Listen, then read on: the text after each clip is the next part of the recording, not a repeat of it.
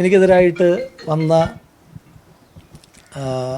ചില ആരോപണങ്ങൾ, ആ ആരോപണങ്ങളിൽ എൻ്റെ പേര് പറഞ്ഞുകൊണ്ടുള്ളൊരു ആരോപണം ഉന്നയിച്ചത് എൻ്റെ സുഹൃത്തും, ഇപ്പോഴും ഞാൻ അങ്ങനെ തന്നെയാണ് പറയുന്നത്, എൻ്റെ സുഹൃത്തും ട്രാൻസ്ജെൻഡർ കമ്മ്യൂണിറ്റിയിൽപ്പെട്ടതുമായ അവന്തികയാണ്. അവന്തിക അങ്ങനൊരു ആരോപണം ഉന്നയിക്കുമ്പോൾ എനിക്ക് നിങ്ങളോട് പറയാനായിട്ടുള്ളത്, ഓഗസ്റ്റ് മാസം 1-ാം തീയതി വൈകുന്നേരം 8:24, ഇത് ഒരു ചാറ്റാണ്. ഓഗസ്റ്റ് മാസം 1-ാം തീയതി രാത്രിയിൽ 8:24 അവന്തിക എന്നെ ഫോണിൽ വിളിക്കുന്നു. അത് ഞാൻ കാണിക്കാം.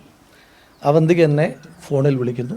അവന്തിക എന്നെ ഫോണിൽ വിളിച്ചിട്ട് എന്നോട് പറയുന്നു, ഇപ്പം എന്നെ ഒരു റിപ്പോർട്ടർ വിളിച്ചിരുന്നു. ആ റിപ്പോർട്ടർ വിളിച്ചിട്ട് പിന്നെ ചേട്ടനെതിരായിട്ട് എന്തെങ്കിലും പരാതിയുണ്ടോ, എന്തെങ്കിലും മോശമായ അനുഭവമുണ്ടോ എന്ന് ചോദിച്ചു. അപ്പോൾ അങ്ങനൊരു ആരോപണ പരിസരമോ ഒന്നും ഇല്ലാത്തൊരു സമയമാണ്. എന്നുവെച്ചാൽ അവന്തികയുമായി ബന്ധപ്പെട്ട എന്തെങ്കിലും ഒരു കാര്യം കേൾക്കാത്തൊരു സമയമാണ്. സമൂഹ മാധ്യമത്തിലൂടെ CPM മറ്റൊരു പ്രചണ്ഡമായ പ്രചരണം നടത്തിക്കൊണ്ടിരിക്കുന്ന ഒരു സമയം കൂടിയായിരുന്നു സമൂഹ മാധ്യമങ്ങളിലൂടെ, വാലും തലയും ഇല്ലാതെ.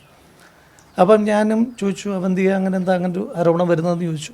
അപ്പം ഞാനതിന് മറുപടി കൊടുത്തിട്ടുണ്ട്. അപ്പം അതെന്തോ ചേട്ടനെ കൊടുക്കാൻ വേണ്ടിയിട്ടുള്ളൊരു ശ്രമമായിട്ട് എനിക്ക് തോന്നി, അതുകൊണ്ടാണ് ചേട്ടനെ വിളിച്ച് പറഞ്ഞതെന്ന് പറഞ്ഞു. ഞാൻ അങ്ങോട്ട് വിളിച്ചതല്ല, ഇങ്ങോട്ട് വിളിച്ച കോളാണ്. അപ്പോൾ അതിനുശേഷം ആ കോള് കട്ട് ചെയ്യുമ്പോൾ തന്നെ ഞാൻ പറഞ്ഞു, അപ്പോൾ എന്നോട് പറഞ്ഞു ഞാനത് വോയിസ് റെക്കോർഡ് ചെയ്ത് വെച്ചിട്ടുണ്ടെന്ന് പറഞ്ഞു. അവന്തിക തന്നെ എന്നോട് പറഞ്ഞു ഞാൻ ആ കോള് റെക്കോർഡ് ചെയ്ത് വെച്ചിട്ടുണ്ടെന്ന് പറഞ്ഞു. അപ്പോൾ ഞാൻ ചോദിച്ചു എനിക്കത് അയച്ചു തരുമോ എന്ന് ചോദിച്ചു. അപ്പം ഞാനത് കോള് കട്ട് ചെയ്തതിന് ശേഷം നിങ്ങൾക്ക് കാണാം, സെൻഡ് ഇറ്റ് പ്ലീസ് എന്ന് പറഞ്ഞിട്ട് ഞാൻ മെസ്സേജ് അയക്കുന്നു. Send it please. അതായത് ഇങ്ങനത്തെ കോള് വരുന്നതിനെ പറ്റി എനിക്കൊരു ധാരണ ഉണ്ടാക്കാൻ കഴിയില്ലല്ലോ. അപ്പം വെയിറ്റ് എന്ന് പറഞ്ഞു. അന്നേരം തന്നെ ഞാൻ അവരോട് ചോദിക്കുന്നുണ്ട്, ക്യാൻ ഐ ആസ്ക് ദം, ഈ വിളിച്ച റിപ്പോർട്ടറോട് എനിക്ക് ചോദിക്കാൻ കഴിയുമോ എന്ന് ചോദിച്ചു. Okay sure. അപ്പം വാട്ട് ടൈം, കോളിനെ പറ്റിയിട്ടാണ് ചോദിക്കുന്നത്, വാട്ട് ടൈം. അന്നേരം പറഞ്ഞു ജസ്റ്റ് നൗ. അപ്പം ഞാൻ വീണ്ടും ചോദിക്കുന്നു, can I call that reporter? Yes. എന്നിട്ട് ഇനി ഞാൻ ശബ്ദം കേൾപ്പിക്കാം. ചേട്ടനോട് ആരാണ് പറഞ്ഞത്? ചേട്ടൻ ന്യൂസ് 18-ലെ റിപ്പോർട്ടറാന്നല്ലേ പറഞ്ഞ? അപ്പൊ അത് സംസാരിക്കേ, നിങ്ങളിങ്ങനെ എല്ലാം മറച്ചു വെച്ച് സംസാരിക്കേണ്ട ആവശ്യമില്ലല്ലോ. അല്ല, ഞാൻ കാര്യം പറയാം. ഞാൻ പറയുന്നത് ശ്രദ്ധിച്ച് കേൾക്കുക. അപ്പൊ എന്നോട് പറഞ്ഞ ആളെ എനിക്ക് ആളുടെ പേര് ഞാൻ ചിലപ്പോ അടുത്ത ഒരു ഫ്യൂ മിനിറ്റ്സ് കഴിഞ്ഞിട്ട് പറയാം. പക്ഷെ ഇപ്പം ഞാൻ പറയുന്ന കാര്യം ഉള്ളതാണ് ഇല്ലയെന്ന് പറയാ, ഇല്ലെങ്കിൽ വിട്ടേക്കുക. പറഞ്ഞത് നിങ്ങൾ ഒരു പ്രസന്റ് സിറ്റുവേഷനിലാണ്, നിങ്ങൾ ലൈഫ് ത്രെട്ടണിങ് തരത്തിലുള്ള ഭീഷണി നിങ്ങൾക്ക് നേരിടുന്ന ഒരു സാഹചര്യം ഉണ്ടായി. ബിക്കോസ് രാഹുൽ മാങ്കൂട്ടത്തിന്റെ ഭാഗത്തു നിന്ന് നിങ്ങൾക്ക് വളരെ പ്രയാസകരമായ ഒരു അനുഭവം നേരിട്ടു. പക്ഷെ നിങ്ങൾ അങ്ങനെ ഒരു കാര്യം പുറത്ത് പറയാൻ പേടിയുണ്ട്, നിങ്ങൾ ആരോടും പറയാതിരിക്കുകയാണ്. അതിന്റെ ചാറ്റും മറ്റേ ഫോൺ റെക്കോർഡ്സും എല്ലാ സംഭവം നിങ്ങളുടെ കൈക്കാണ്. പക്ഷെ ലൈഫ് പ്രസന്റ് സിറ്റുവേഷൻ ആയതുകൊണ്ടാണ് നിങ്ങൾ ഇത് കാര്യം ഇങ്ങനെ മുമ്പോട്ട് പറയാത്തതെന്നാണ് പറഞ്ഞത്. അപ്പം അതിനിടയിലാണ്, കാരണം എനിക്ക് ഇതിനെപ്പറ്റി കൂടുതൽ സീരിയസ്നെസ് ഇത് ആരൊക്കെ എവിടെ നിന്നൊക്കെയാണെന്നൊന്നും എനിക്ക് അറിയത്തില്ല. ഇയാളുമായി ബന്ധപ്പെട്ട കഴിഞ്ഞ ദിവസം ഒരു അലിഗേഷൻ ഉണ്ടായി അറിഞ്ഞായിരുന്നോ? ഞാനായിട്ട് ബന്ധപ്പെട്ട റിലവന്റ് അല്ലാത്തതായതുകൊണ്ട് ഞാൻ ഫോർവേഡ് ചെയ്യുകയാണ്. നിങ്ങൾക്ക് ആവശ്യമുള്ള വോയിസ് മൊത്തം ഞാൻ കേൾപ്പിക്കാം. പോലീസിലായിട്ട് കംപ്ലൈന്റ് പോകാനും അല്ലാതെ എന്റെ പാർട്ടി വഴി കംപ്ലൈന്റ് പോകാനും എല്ലാ അവസരങ്ങളും സമൂഹത്തിലല്ലേ നമ്മൾ ജീവിക്കുന്നത്. അപ്പൊ എനിക്ക് പേഴ്സണലി അങ്ങനെ തന്നെ എക്സ്പീരിയൻസ് ഉണ്ടായാൽ എനിക്കത് തുറന്നു പറയാനുള്ള ബോധവും വിവരവും എല്ലാം ഉള്ള വ്യക്തിയാണ് ഞാൻ ഇതുവരെ ആർക്കും കംപ്ലൈന്റ് കൊടുത്തിട്ടില്ല. പിന്നെ രാഹുൽ എന്നെ സംബന്ധിച്ച് എന്റെ നല്ലൊരു സുഹൃത്താണ്. എന്റെ അടുത്ത് മോശമായിട്ട് സംസാരിച്ചിട്ടില്ല. ഇല്ല.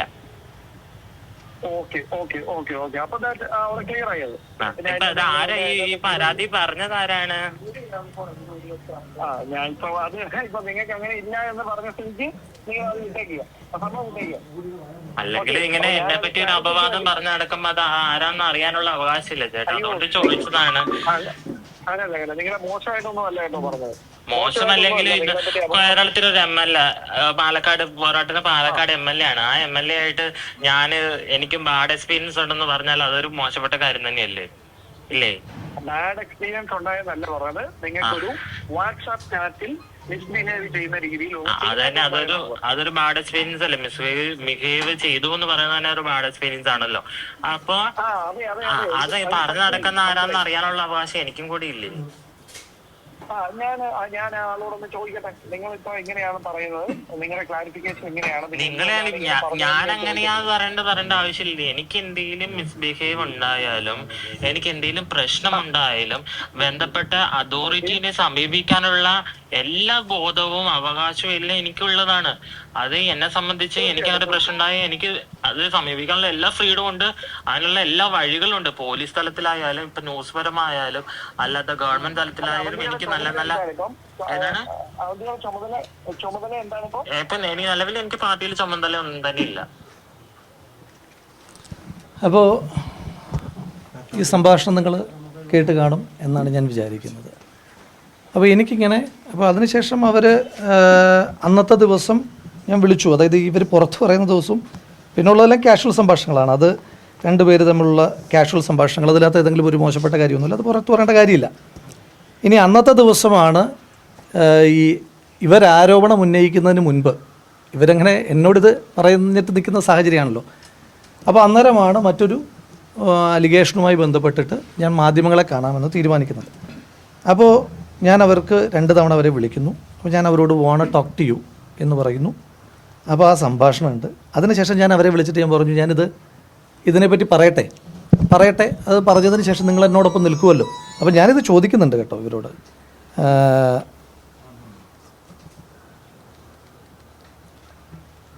അതായത് സംഭാഷണമാണല്ലോ. You will stand with me for justice in this issue no എന്നുള്ളതാണ് എന്ന് ഓഗസ്റ്റ് മാസം 1-ാം തീയതി ഞാൻ പറയുന്ന സംഭാഷണം.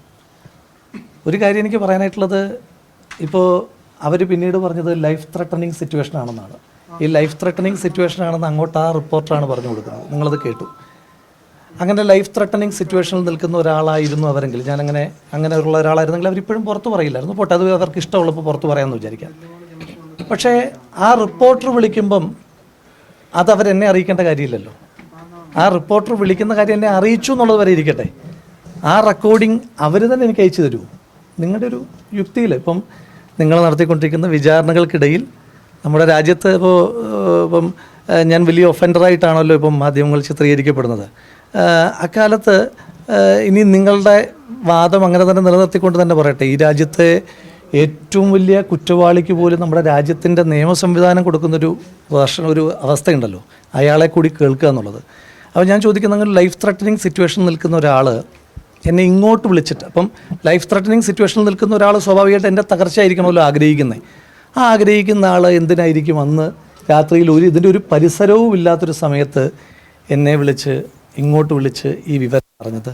എന്തിനായിരിക്കും എനിക്ക് അവർ ഈ കോൾ റെക്കോർഡിങ് അയച്ചു തന്നത്? ഇനിയും അതും ഇപ്പോൾ പരിശീലിപ്പിക്കുന്ന പോലെ അവർക്ക് ആർക്ക് വേണമെങ്കിലും പരിശീലിപ്പിക്കാം. അത്തരം കാര്യങ്ങൾക്കൊന്നും ഞാൻ കൂടുതലായിട്ട് മറുപടി പറയാൻ ആഗ്രഹിക്കുന്നില്ല.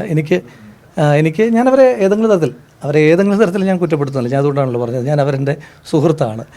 അപ്പോൾ നിങ്ങളിൽ പലരും എൻ്റെ സുഹൃത്തുക്കളാണ്.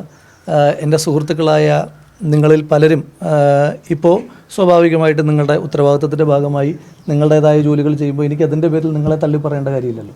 അപ്പം നിങ്ങളിപ്പോൾ എനിക്കെതിരായി വാർത്ത കൊടുക്കുന്നതിൻ്റെ പേരിൽ നിങ്ങൾക്കെതിരായിട്ട് ഞാൻ പറയേണ്ടുന്ന കാര്യമില്ലല്ലോ. അപ്പോൾ അതുപോലെ തന്നെ ഇപ്പോൾ അവർ പറഞ്ഞു എന്നതിൻ്റെ പേരിൽ ഞാൻ തള്ളി പറയാനൊന്നും ഈ നിമിഷം നിൽക്കുന്നില്ല. പക്ഷേ ഈ വാർത്തകളുടെ വലിയ പേമാരിയുടെ കാലത്ത് ഇത്തരം ചില സംഭവങ്ങൾ നടക്കുന്നുണ്ട്. അത് ഇന്ന് നടന്നതല്ല, ഓഗസ്റ്റ് മാസം 1-ാം തീയതി നടന്നതാണ്.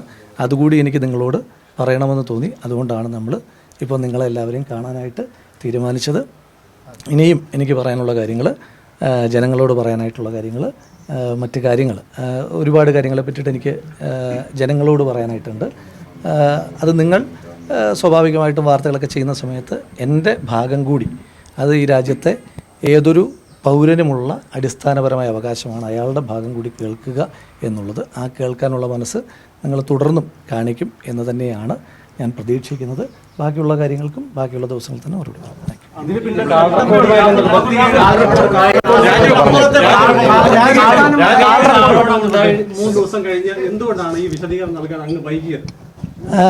ഇപ്പോൾ വിശദീകരണം നൽകാൻ വൈകി എന്ന് പറയുമ്പോഴും വേണമെങ്കിൽ അതിനകത്ത് എന്നെ സംശയിക്കാനായിട്ടുള്ളൊരു ഫാക്ടർ എന്താ പറയാൻ കഴിയുക, ഞാനിത് ഫാബ്രിക്കേറ്റ് ചെയ്തു എന്ന്. വാലും തലയും ഇല്ലാത്തൊരു ശബ്ദമല്ലല്ലോ ഞാൻ കാണിച്ചത്. ഞാനൊരു ചാറ്റ് നിങ്ങളെ ലൈവായി കാണിക്കുകയാണ്. നിങ്ങൾക്ക് ആർക്കെങ്കിലും സംശയം ഉണ്ടെങ്കിൽ നിങ്ങൾക്കത് നേരിട്ട് വെരിഫൈ ചെയ്യാം. ഞാനൊരു ചാറ്റ്, ആ ആളുടെ ചാറ്റ്, ഇനി ഞാൻ ആ ആളുടെ നമ്പർ ഉൾപ്പെടെ കാണിക്കാത്തത്, പബ്ലിക്കിന് മുന്നിൽ കാണിക്കാത്തത് അത് അയാളുടെ സ്വകാര്യതയെ മാനിച്ചിട്ടാണ്. നിങ്ങൾ ആർക്കെങ്കിലും അത്തരത്തിൽ സംശയം ഉണ്ടെങ്കിൽ എന്നോടൊപ്പം വന്നാൽ ഞാൻ സ്വകാര്യമായിട്ട് നിങ്ങളെ അത് കാണിച്ച് അത് അവരുടെ നമ്പർ തന്നെയാണോ എന്ന് ബോധ്യപ്പെടുത്തും. അപ്പോൾ അതായത് ഞാൻ ഫാബ്രിക്കേറ്റ് ചെയ്തൊരു സാധനമല്ല.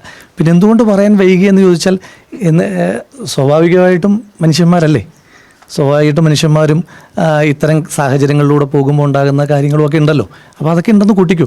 അതിൻ്റെ ഇനിയും നിങ്ങളൊക്കെ ആരോപിക്കുന്ന പോലെ നിങ്ങൾക്ക് പലരും ഞാൻ വലിയ ഒഫൻഡറാണെന്നൊക്കെ പറയുന്നു. അത് കോടതിയും നിയമങ്ങളുമാണ് ഞാൻ ഒഫൻഡറാണോ അല്ലയോ എന്ന് പറയേണ്ടത്. പക്ഷേ എങ്കിൽ പോലും എല്ലാവരും മനുഷ്യന്മാരാണല്ലോ. അപ്പം എനിക്കും എൻ്റേതായിട്ടുള്ള ഫീലിങ്സും ഇമോഷൻസും ഒക്കെ ഉണ്ട് എന്നാണ് ഞാൻ വിചാരിക്കുന്നത്. ഒരു കാര്യം കൂടി പറയാൻ ആഗ്രഹിക്കുന്നത്, ഞാൻ എൻ്റെ പാർട്ടിയെ പ്രതിരോധത്തിലാക്കാൻ ആഗ്രഹിച്ച ഒരാളല്ല. പാർട്ടി പ്രവർത്തകർക്ക് അങ്ങനെ ചെയ്യേണ്ടി വരുന്നതിനകത്ത് അവർക്ക് ഞാൻ ചിലതൊക്കെ കാണുമ്പോൾ അവർക്ക് പ്രതിരോധിക്കേണ്ടി വരികയാണ്. ഞാൻ ഈ പാർട്ടി ഒരുപാട് പ്രതിരോധിച്ച ഒരാളാണ്. ഈ പാർട്ടി ഒരുപാട് പ്രതിരോധിച്ച ഒരാൾക്ക് വേണ്ടിയിട്ട് അങ്ങനെ പ്രതിരോധം തീർക്കുന്ന പ്രവർത്തകരോട് എനിക്ക് ആകെ പറയാനായിട്ടുള്ളത്, ഞാൻ കാരണം ഒരു പ്രയാസം അവർക്കുണ്ടാകുന്നതിനകത്ത് ഞാൻ അവരോട് ക്ഷമ ചോദിക്കുന്നു. ഞാൻ കാരണം ഇപ്പോൾ എന്നെ ഒരുപാട് സ്നേഹിച്ച മനുഷ്യന്മാർ ഒരുപാട് പേർ എന്നെ വിളിക്കുന്നുണ്ട്. ഈ ദിവസങ്ങളൊന്നും എൻ്റെ ഫോണിന് വിശ്രമമില്ല. പല ഫോണുകളും എനിക്ക് എടുക്കാൻ കഴിയുന്നില്ല. അപ്പോൾ ഒരുപാട് ആളുകൾ പിന്തുണയ്ക്കുന്നുണ്ട്, ഒരുപാട് ആളുകൾ കുറ്റപ്പെടുത്തുന്നുണ്ട്, ചില ആളുകൾ നിശിതമായി വിമർശിക്കുന്നുണ്ട്, ചില ആളുകൾ സങ്കടപ്പെടുന്നുണ്ട്. അത്തരമൊരു സാഹചര്യത്തിനൊക്കെ എനിക്ക് ആളുകളോടെല്ലാം അങ്ങനൊരു സാഹചര്യം ഉണ്ടായതിനകത്ത് എനിക്ക് അവരോട് മാപ്പ് ചോദിക്കാൻ മാത്രമേ ഈ നിമിഷത്തിൽ കഴിയുകയുള്ളൂ. ബാക്കിയുള്ള കാര്യങ്ങളെല്ലാം എനിക്ക് നിങ്ങൾ വഴി ജനങ്ങളോട്, ജനകീയ കോടതിയിൽ പറയേണ്ട കാര്യങ്ങൾ നിങ്ങൾ വഴി ജനകീയ കോടതിയിലും, അതിനപ്പുറം എന്തെങ്കിലും കാര്യങ്ങളുണ്ടെങ്കിൽ നീതിന്യായ കോടതിയിലൂടെയും ഞാനത് ശബ്ദരേഖയിൽ എന്താ രാഹുൽ പറയാനുള്ളത്?